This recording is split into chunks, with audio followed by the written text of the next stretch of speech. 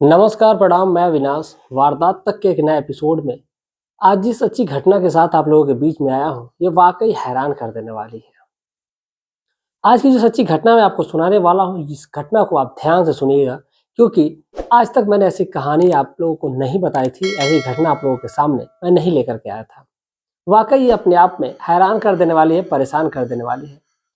एक व्यक्ति जिसकी ऐसी चाहत, जो उस चाहत की वजह से ही उसकी जान चली जाती है। वाकई आप ध्यान से सुनिएगा और ये आपको कहानी, ये घटना हैरान कर देगी। तो चलिए सीधा सीधा आज की कहानी का रुख कर लेते हैं। कहानी शुरू करूँ उससे पहले आप सभी प्यारे भाई और बंधुओं, जितनी भी हमारी माताएं बहनें हैं, जितने भी हमारे भाई हैं, चैनल पे नए आए हुए हैं और जो पुराने भी हैं, उनसे गुजारिश है कि वीडियो को आप लोग लाइक करिएगा और चैनल पे अगर आप नए हैं तो चैनल को सब्सक्राइब करिएगा और वारदात तक परिवार का हिस्सा बनिएगा। आप लोगों के प्यार और सपोर्ट की बदौलत ही हम चल पाएंगे, अन्यथा आप लोगों का अगर प्यार और सपोर्ट नहीं मिलेगा तो हम आगे नहीं बढ़ पाएंगे। उम्मीद है कि आप लोग जल्द से जल्द हमारे इस चैनल पे 10,000 सब्सक्राइबर पूरे कराएंगे, यानी कि ये जो परिवार है वारदात तक का, वो 10,000 लोगों से जुड़ जाएगा। अभी बहुत कम है, मैंने जैसे कि उम्मीद की थी कि बहुत जल्द हो जाएंगे, लेकिन अभी तक नहीं हुआ। यानी कि कहीं ना कहीं ये मेरी भी विफलता है और आप लोगों का सहयोग नहीं मिल पा रहा है। तो चलिए आज की कहानी को शुरू करते हैं। जो आज की कहानी है राजस्थान के जयपुर की है। जयपुर में एक आमिर थाना पड़ता है और इसी आमिर थाने के अंतर्गत एक जयसिंहपुरा गांव है। इसी गांव की है, इसी गांव का रहने वाला एक व्यक्ति जिसका नाम रियाज होता है। रियाज के पिता का नाम अहमद है। रियाज, इसकी उम्र लगभग 24 साल है और जो अहमद है, बेटा बड़ा हो चुका है तो फिर एक बार सऊदी भी रिटर्न आ चुका है ये। यानी कि आमतौर पे जो मुस्लिम लोग होते हैं उनमें ये होता है कि वो लोग जल्दी से जाते हैं। यानी कि जैसे उन लोगों की उम्र 18 साल होती है, हालांकि उनकी उम्र 17 साल भी होती है, तब भी आधार कार्ड के अकॉर्डिंग 18 साल कर दी जाती है। जहाँ तक मुझे पता है, कुछ मेरे मित्र हैं जो अपने बच्चों को भेजते हैं, तो इसी मुझे थोड़ा बहुत नॉलेज है। और जिनकी उम्र 18 साल होती है, फिर 18 साल होते वो ज़्यादा लोग, जैसे जो मिडिल फैमिली होती है, वो लोग ज़्यादा नौकरी के पीछे नहीं भागते, वो सीधा सीधा अपने बच्चे को, अपने बेटे को विदेश भेज देते हैं। इसी प्रकार रियाज जो है, वो जैसे ही उसकी उम्र पूरी होती है तो वो विदेश जाता है और विदेश से वापस आता है। और वापस आने के दौरान जब एक बार आता है, फिर दोबारा जाता है और दोबारा जा करके फिर वापस आता है। जब अहमद है तो देखते हैं कि उनका बेटा बड़ा हो चुका है, तो अब उसकी शादी कर देनी चाहिए। अब इसीलिए वो लड़की ढूंढने लगते हैं। लड़की ढूंढते ढूंढते जब जो भी वो लड़की की फोटो दिखाते हैं रियाज को, रियाज सीधा सीधा मना कर देता कि उसको ये लड़की पसंद नहीं है। अब कहीं ना कहीं जो उसके पिता हैं, लगभग 20 से 30 लड़कियों की फोटो दिखा चुके, उसकी माँ भी जो है, उसकी माँ और पिताजी दोनों लोग फोटो दिखाते, लेकिन जो रियाज है वो इस चीज को मना कर देता कि नहीं, ये लड़की उसको पसंद नहीं है। फिर एक दिन जो उसका पिता है, वो सीधा सीधा कहता है कि अगर बेटा मैंने तुमको इतनी लड़कियों की फोटो दिखाई है और तुम एक भी लड़की को पसंद नहीं कर रहे हो, अगर तुम्हारे मन में अगर कोई लड़की हो, अगर तुम किसी लड़की से प्रेम करते हो तो भी बताओ, मैं उससे तुम्हारी शादी करवा दूंगा। जो रियाज है वो कहता है कि ऐसा बिल्कुल नहीं है, मैं किसी भी लड़की से प्रेम नहीं करता, अगर ऐसी बात होती तो मैं आपको बिल्कुल बता देता। अब इससे जो अहमद जी है वो परेशान हो जाते हैं, तो वो कहते हैं कि अच्छा ठीक है, थोड़ा बहुत आइडिया बताओ कि जिसकी वजह से मैं लड़की खोजूं, वो तुमको पसंद आ जाए, तुम्हें किस प्रकार की लड़की पसंद है। तो जो रियाज है वो एक शर्त रखता है। वो कहता है कि लड़की कैसी भी हो चलेगी, बस थोड़ी सी सुंदर होनी चाहिए, लेकिन जो उसके स्तन है वो बड़े बड़े होने चाहिए। जब ये बात पिता सुनता है, यानी कि जब अहमद सुनते हैं, तो उनको हैरानी होती है, परेशानी होती है। अब वो परेशान हो जाते हैं कि उनका बेटा उनसे ऐसी बात कर रहा है, इस प्रकार की अपनी ख्वाहिश को जाहिर कर रहा है उनके सामने। लेकिन अहमद जी कुछ नहीं बोलते, वो शर्मिंदा हो जाते हैं कि उनका बेटा ही जब इस प्रकार से बोल रहा है, तो वो कहते हैं कि चलो ठीक है, मैं कोशिश करूंगा। अब इसी प्रकार जो लड़कियों का सिलसिला है, फोटो है, वो आ रहा था, क्योंकि लड़का अच्छा खासा कमा भी रहा था। अब लड़की खोजते खोजते एक लड़की आती है जिसका नाम फातिमा होता है। फातिमा की फोटो आती है, तो फातिमा की फोटो जब घर वाले देखते हैं तो उनको लगता है कि उनका बेटा पसंद कर लेगा, इसलिए सीधा सीधा उस लड़की की जो फोटो है वो रियाज को दिखाई जाती है। रियाज फोटो देखता है, देखने के बाद उसको लड़की पसंद आ जाती है। फिर वो अपनी इच्छा जाहिर करता है कि मैं इस लड़की को सामने से देखना चाहता हूँ। तो ये रस्म भी होती है कि लड़की को सामने दिखाया भी जाना चाहिए। लड़की लड़के एक दूसरे को देखेंगे, पसंद करेंगे, तभी तो बात आगे बढ़ेगी। जो परिवार के लोग हैं, अब सब कुछ बात तय होती है और फिर लड़की देखने की एक डेट मुकर्रर की जाती है। और जो फातिमा है, रियाज है, जब पहुंचते हैं एक दूसरे के सामने, जब एक दूसरे को जब देखते हैं तो फातिमा तो उसको पसंद कर लेती है। रियाज की जो नज़र है उसके चेहरे पर कम लेकिन उसके बदन पर ज़्यादा जाती है। वो उसके स्तन को निहारता है, देखता है और उसके फिर चेहरे को देखता है।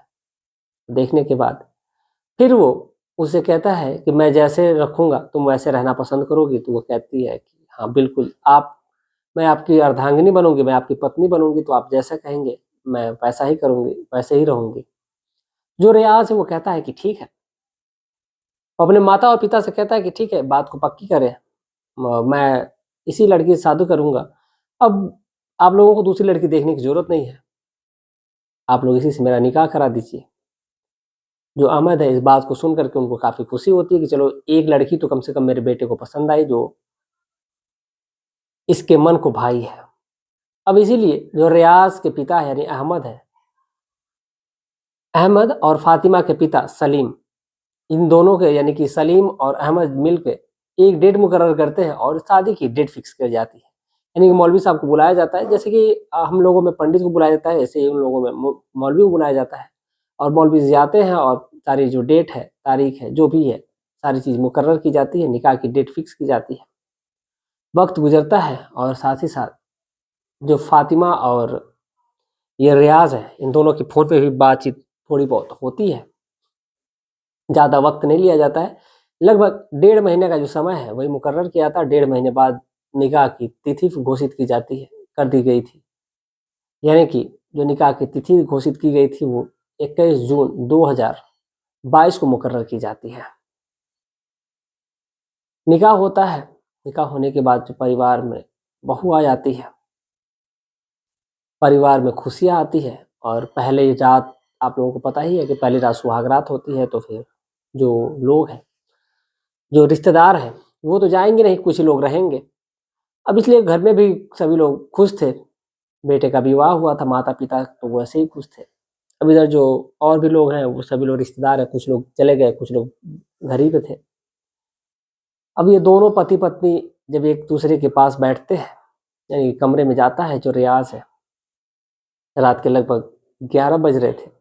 11 बजे अपने दोस्तों से छुटकारा पा कर के अपनी पत्नी के जब पास पहुँचता है तो फिर घूँघट उठाता है और घूँघट उठाने में एक मुँह दिखाई की रस्म होती है जिसमें वो उसको बहुत ही महँगा गिफ्ट देता है, पैसे की कोई कमी थी नहीं।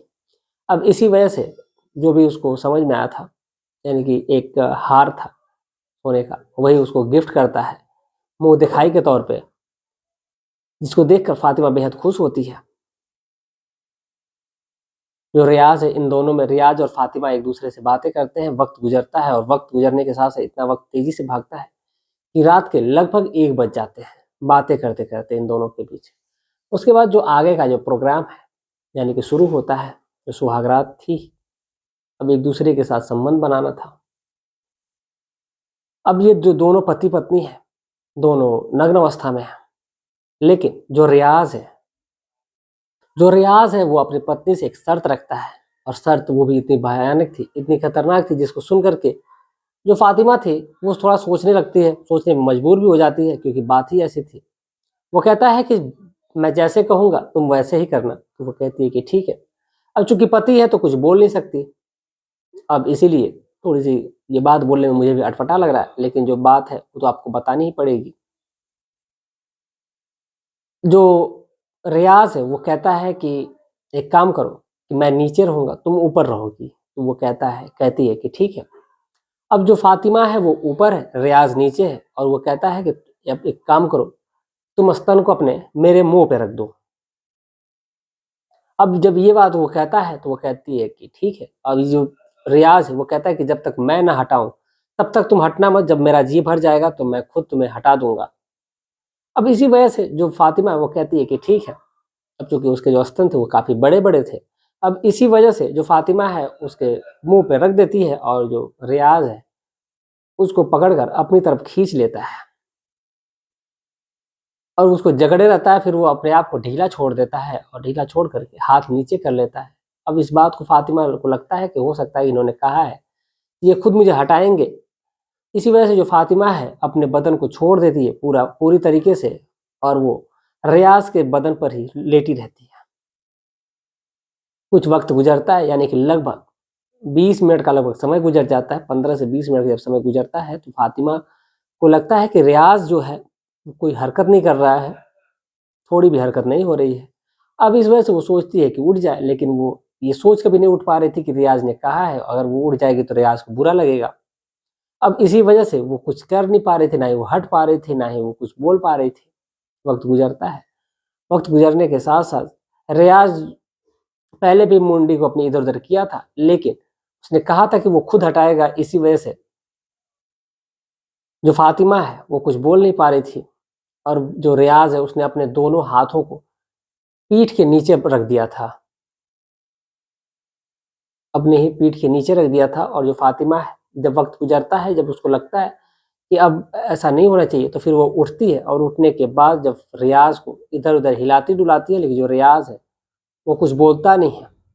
फिर जो फातिमा है उसको ऐसा लगता है कि इसका जो पति हो कहीं बेहोश तो नहीं हो गया है, लेकिन जो फातिमा है अपने पति को इधर उधर टाल रही है, टटोल रही है, फिर पानी का छींटा मार रही है, लेकिन कोई भी जब हरकत नहीं होती है तो फिर उसके नब्ज को टटोलती है, उसकी सांसों को महसूस करती है कि उसकी सांसें तो चल रही है ना, लेकिन जब वो सांसों को महसूस करती है और नब्ज को टटोलती है तो उसको ऐसा लगता है कि उसके जो दिल की धड़कन है वो बंद हो चुकी है। यानी कि काफ़ी मुशक्क़त के बाद जब उसको पता चलता है कि उसका जो पति है वो इस दुनिया में ही अब नहीं रहा। अब वो काफ़ी सोचने विचारने थे, जल्दी जल्दी में वो खुद को संभालती है, कपड़े पहनती है और कपड़े पहनने के बाद आखिर वो कर भी क्या सकती है। वो सोचती है कि अब वो कहे भी तो किससे कहे, परिवार वालों से कहेगी तो यकीन नहीं होगा किसी को, आखिर वो करे भी तो क्या करे। अब इधर जो परिवार के लोग हैं ये सब करते हुए 3 बज चुका था, तो जो परिवार के सभी लोग थे, सभी लोग शादी में थके हुए थे, इसी वजह से सभी लोग सोने चले जाते हैं। जब सभी लोग सो गए होते हैं तो फातिमा का कोई अब रास्ता सूझ नहीं रहा था कि रुक करे भी तो क्या करे, उसके सामने कोई ऑप्शन ही नहीं था। अब इसीलिए उसको जब कुछ समझ नहीं आता है तो वो चुपके से वहां से निकलती है और निकल करके अपने मायके पहुंच जाती है उसी रात।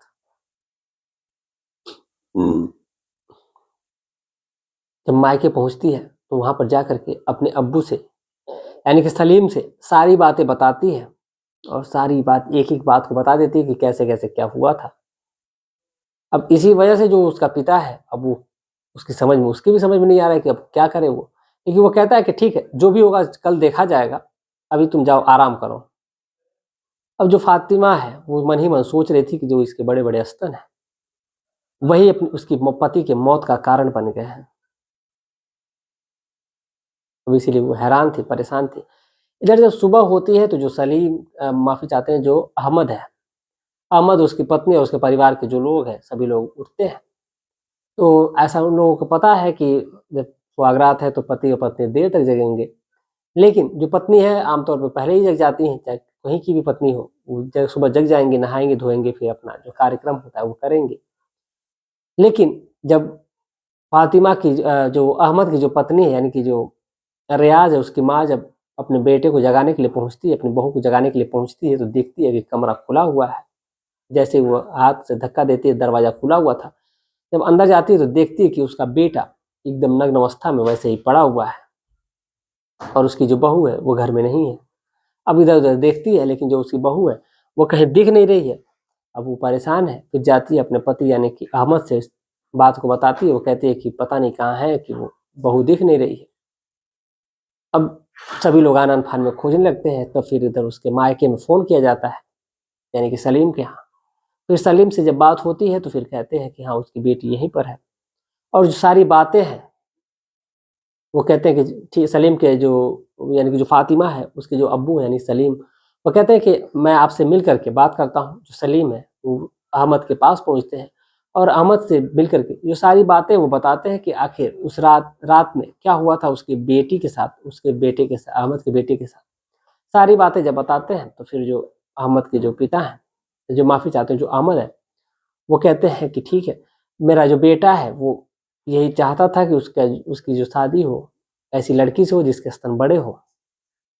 अब कहीं ना कहीं यही उसकी मौत का कारण बन गया है। अब जो भी है, जैसी भी समस्या है, अब जो भी होना था वो तो हो गया, आखिर अब कोई कर भी क्या सकता है। अब इसीलिए मामले को वहीं पर दबा दिया जाता है और दबा करके यहाँ पर किसी की गलती तो होती नहीं है, ना ही पत्नी की गलती होती है, ना ही पति की गलती होती है, और ना ही परिवार के किसी सदस्य की गलती होती है। इसलिए जो मामला है वो सीधा सीधा पुलिस तक नहीं पहुंचता है, लेकिन किसी एक व्यक्ति ने पुलिस में इंफॉर्मेशन दे देता है कि उसके यहाँ इस प्रकार का कांड हो गया है। क्योंकि आप लोगों को पता ही है, घर में कोई ना कोई एक खुफिया पड़ा ही रहता है जो अंदर की बात बाहर लीक कर देता है। फिर पुलिस आती है, छानबीन करती है, लेकिन जब वहां पर किसी को दोषी नहीं पाया जाता है तो मामले को रफा दफा कर दिया जाता है। लेकिन ये जो कहानी है, ये जो घटना है, ये सुर्खियों में आ जाती है। तो वाकई ये जो घटना है वो अपने आप में हैरान कर देने वाली थी, परेशान कर देने वाली थी कि एक लड़की का स्तन ही अपने पति की मौत का कारण बन जाएगा। यहाँ पर गलती किसकी है आप लोग जरूर बताइएगा। इस पूरे घटनाक्रम को सुनाने का उद्देश्य किसी की भावनाओं को ठेस पहुंचाना नहीं, बल्कि आपको जागरूक और सचेत करना है। जैसा कि मैं प्रतिदिन की तरह कमेंट पढ़ता हूँ, तो चलिए आज के जो कमेंट पढ़ता हूँ। विनय साहू जी हैं, जेनिस है, रिंकू है, अनिल मित्तल जी हैं, तारिक है, बेलिमा नागौर राजस्थान से है, ये अमर बहादुर जी हैं, नंद किशोर जी हैं, गोपाल सिंह राणा जी हैं, मान बहादुर सिंह छत्री है, ये आसाम से हैं, आलम जी हैं, वैदम तमिलनाडु से हैं, और है अगले नंबर पे हैं सरोज कुमार भारती जी, ये है सीतामढ़ी से, अभिमन्यु पांडे जी सूरत से, रजा शेख जी हैं, सर्वजीत कुमार जी हैं, अर्जुन कुमार मुंगेर से, आदिल अहमद वनामबड़ी तमिलनाडु से हैं, सरदार सिंह यादव जी हैं हैदराबाद से, रमेश कुमार जी हैं, सोहन राठौर जी हैं मुंबई महाराष्ट्र से, संजय जी हैं मंसूरी से, विष्णु पावडेल जी हैं काठमांडू से, अरुण सिंह जी हैं, नासिर पठान जी हैं सोलापुर महाराष्ट्र से। अगले नंबर पे हैं नीलेश कुमार जी, माटोलिया किशन जी उत्तराखंड टनकपुर से, सूरज श्रीवास्तव जी हैं अहमदाबाद से, AK अग्निहोत्री जी हैं प्रयागराज उत्तर प्रदेश, ये डॉक्टर साहब हैं, डॉक्टर AK अग्निहोत्री साहब। हरिहर सिंह जी मोहाली चंडीगढ़ से। आप सभी तमाम लोगों का तहे दिल से शुक्रिया कि आप लोग इतना प्यार और सपोर्ट दे रहे हैं। आप लोगों का कमेंट करने के लिए धन्यवाद। आप लोगों का प्यार और सपोर्ट ऐसे ही बना रहे। उम्मीद करता हूं कि आप लोग अपनी राय जरूर देंगे कमेंट में, और वीडियो अच्छा लगा हो तो वीडियो को लाइक करिएगा, चैनल को सब्सक्राइब करिएगा, वारदात तक परिवार का हिस्सा बनिएगा। मिलते हैं कल शाम 7:30 बजे एक और सच्ची घटना के साथ। तब तक के लिए जय हिंद, जय भारत।